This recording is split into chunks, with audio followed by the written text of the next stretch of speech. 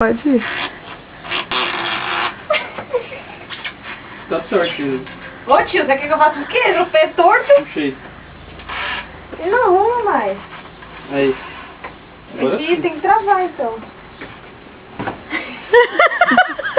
Ele vai dar mais brasileiro? Tô. É que eles Tem que ser passam. tem que ser a... Eles passam aquela. Isso daqui, ó, nas pernas. Não sei se eles prendem. Aí, cebola. Muito ruim fazer equilíbrio. Nossa, como os caras...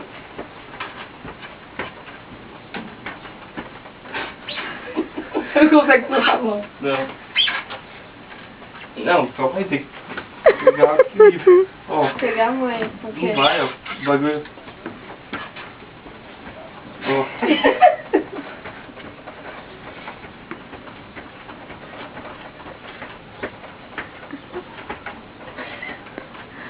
Criança aprendendo a andar de novo. Meu Deus, cair pra trás, mas quem tá não. Você vai... Por isso que eu tô jogando equilíbrio pra frente, né? Segura em cima, no teto.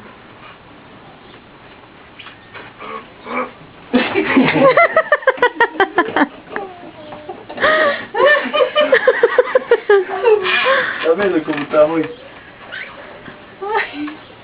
Não vem que essa linha é grande. Esse tamanho daqui, ó, na lateral, ó. Só faz pra acho que os parafusados tudo torto também. Também acho. Ai meu Deus. Aí ele veio pra cima de mim. Aí, você pegou, mãe.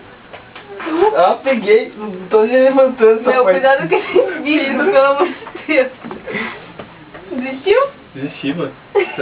Vem até aqui, vai. Tudo é tá louco? Vai, Ah, vou te vai, mostrar. tem que filmar. Vai, dá mão. vai, sem medo. Aí, ó.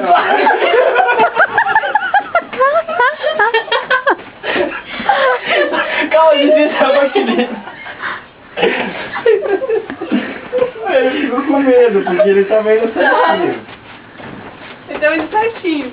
Você tinha que ir soltando, igual aprender a andar de bicicleta, ó. Ai, só que a bicicleta não é tão alta. Tá bem embaixo no chão a bicicleta.